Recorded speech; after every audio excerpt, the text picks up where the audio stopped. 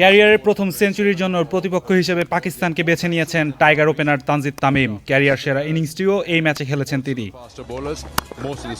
এর আগে মিরপুরের হোম অফ ক্রিকেটে সাইফ হাসানকে নিয়ে ওপেনিংয়ে 105 রানের জুটি গড়েন তানজিদ। সাইফ 36 রানে ফিরলেও অন্য প্রান্ত আগলে রাখেন বাঁহাতি ওপেনার। 98 বলে ওয়ানডে ক্যারিয়ারের ম্যাজিক ফিগার ছোঁয়ার পর উল্লাসের মাত্রা ছিল দেখার মতো। পাকিস্তানের বিপক্ষে সিরিজ নির্ধারণী তৃতীয় ও শেষ ওয়ানডেতে 100 স্ট্রাইক রেটে 107 রান করেন তিনি। তার ইনিংসটি সাজানো ছিল 7 ছক্কা ও 6 বাউন্ডারিতে।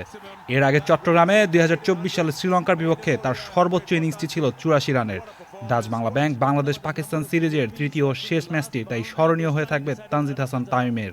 সিরিজের প্রতিটি ম্যাচ সরাসরি সম্প্রচার করছে ওটিটি প্ল্যাটফর্ম আইস্ক্রিন। এর বাংলা ধারাভাষ্য প্রচার করছে radio Bhumi 92.8 FM। Sania Tanmoy, channel I. And raises his bat for the spectators. BKash পেমেন্টে 10,000 টাকার বেশি অফার। শপিং চলছে তো